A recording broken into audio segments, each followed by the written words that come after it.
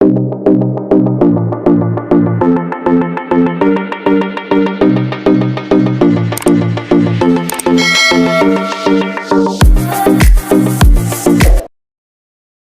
everyone. So a few things that about me that aren't typically on paper is that I've actually done ballet, musical theater, and choral competitions when I was younger. I'm also raised by two gay men, so you can just imagine how ecstatic they are, knowing that their only daughter is very much interested in pageantry. And I also have a pageant sister actually in India, and she's also vying for her country's crown. So we're really, really hoping to see each other again on the international stage. I think that today's youth is definitely experiencing much more pressure compared to other generations, especially with the advancement of social media, of technology, in like overall, because we're more exposed to the ideal standards that society put up as to how a person should be. And that's why I think that it's more difficult right now for us. That the most influential Filipino today is I still think it's Miss Pia Wurtzbach. Of course, I remember how she competed, and she was very much persevering through it all. And I think that that's something that I really admire. It's something that every young girl admires from her. She taught me a lesson that I could apply in my everyday life, and that's to never give up on something that you really want. I think that the pandemic has definitely challenged everyone because it changed the way that we live our everyday lives. And so although it may have been challenging, I think that it's also refreshing because it gave us a new perspective as to how we can go about doing things. Hello everyone, good afternoon. I'm Beatrice Luigi Gomez. I'm 26 years old and I'm from Cebu City. I love sports and my favorite game is volleyball.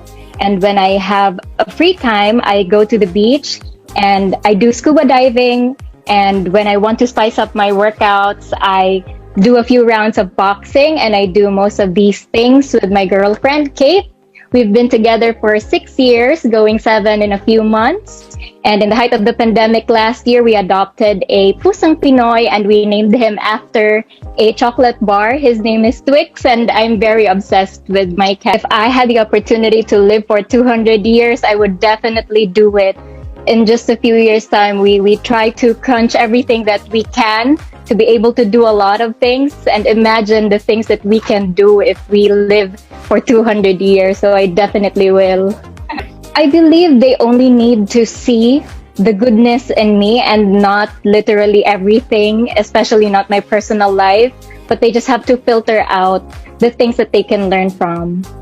The pandemic really did challenge, especially my mental health in the past year, and this year I struggled a lot, and I wanted to overcome all of those weaknesses, especially my social anxiety. I had overcome it in Binibining, Cebu, and when we were in a lockdown, I was forced to retract from society again, and now I'm glad to be able to be in front of everyone again through Miss Universe Philippines. Hi, I am Megan Julia Rawadigal, 25 years old from the province of Bukidnon. I have been working as an OFW for 3 years in Phuket, Thailand as a marketing and communications coordinator at a hotel. So when I'm not working, I love to surf and surf skating, also eating.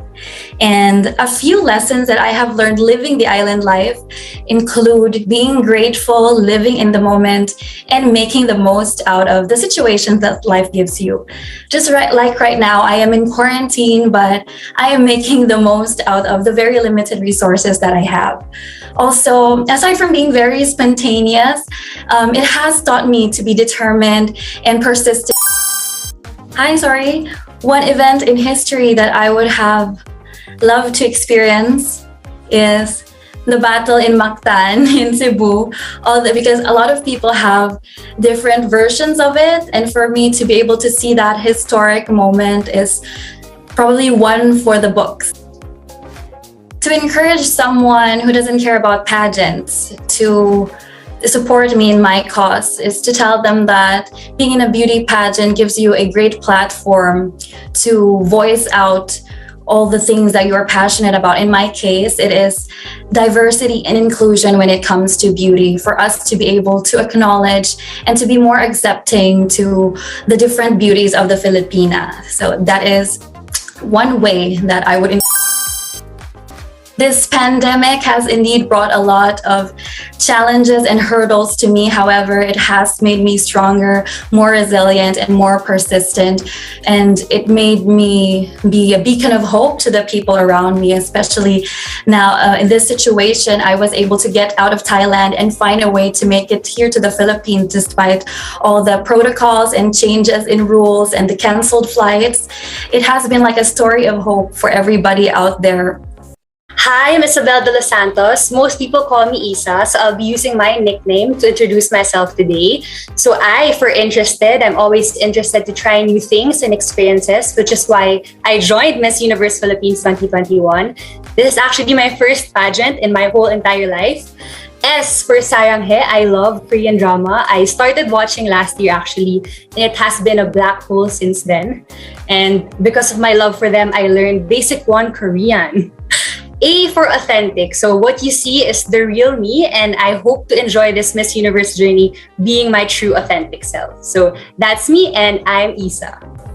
Okay, so definitely I will use the flagged important emails. So there's an Outlook option, I believe, that we can check and filter it in a way that we can choose the urgent ones or the important ones. So I will definitely do that feature for reading my emails. If I could change myself. Well, in terms of physicality, I know there are a lot of things to improve on, but I wouldn't want to change anything because, I want young girls to feel beautiful in their own skin, no matter what they are given. I just want young girls to feel inspired and empowered in their own skin. So I don't want to change anything about myself. Okay, so the pandemic has challenged me to become a better and more strategic person, especially in the workplace. So as HR, I'm used to face-to-face assessments, interviews, and engagements. And of course, we had to adapt and learn new ways of working. So I had to, shift and pivot my work into the virtual format. So because of that, I became more resourceful and adaptable to the current situation. But yes, definitely everyone can relate that it has been. My name is Rosane Marie Burnos, and I'm the first daughter, first granddaughter, and first niece in both sides of my family. So no pressure. But growing up, I had to do a lot of trial and error trying to figure out what I wanted to be. So in the last 10 years, I have been an interior design major, English major, working student, writer, freelancer, content creator, entrepreneur, English teacher in Spain, and now also a beauty queen. So I like to think that I'm more than just a jack of all trades, master of none. I'm also a very determined person with a lot of good stories to tell. It's nice to meet you. I would probably become an accountability partner for her. Perhaps maybe I could check in at night, maybe at 10 p.m. I'll say, hey, it's time to stop, let's go to bed, girl, and let's just go have some peace of mind. I think it's more important to do the right thing because there is such an importance in being proactive about how we go about life. So it's all about being mindful of what impact we have on other people. The pandemic has made me realize how fast and short life is and how helpless we can be if the basics are taken away from us. And so I really learned to value the people in my life, care for them better, and connect with them better, for sure. My name is Ingrid Santamaria, but I also go by Sam. I'm a 25-year-old corporate professional, and I graduated cum laude with a degree in communications at De La Salle University. I come from a big family, so I was always raised to be sociable at a young age.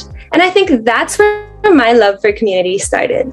I also love to travel and explore new cultures. I love the sun and the sea, and the beach is my happy place. I've played many roles in my life. I've been a leader, an athlete, and a writer. I've worked in marketing, PR, and e-commerce, and now I find myself in the world of pageantry. I'm somebody who faces challenges head on, and this journey marks the beginning of my transformation into a phenomenal woman. These are times that are very unpredictable. We don't know what's going to happen in the future, but I'm glad that you pushed past boundaries. Learning online is very difficult, and as long as you keep on working hard and keep continuing to do your passions, then your dreams will become a reality. So I'm proud of everything that you've gone through, and more power to all of you. Well, social media is like a double-edged sword. I find that although it does allow you to have communication, especially with people far away from you, sometimes it hinders us from being present in the moment.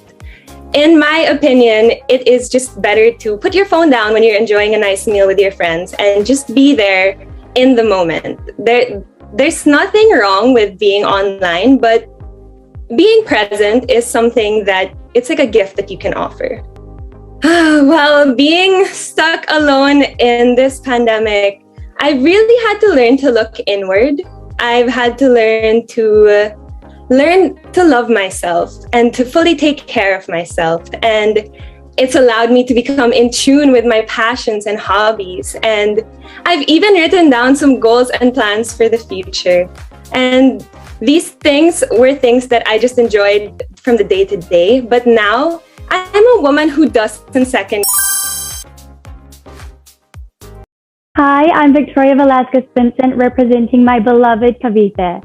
I am an architect and a heritage conservationist, and aside from being a lover of all things visually creative, I'm also a lover of poetry and anything underrated. So whether it be the food that people typically don't like or the places less traveled, you will always find me going against the grain.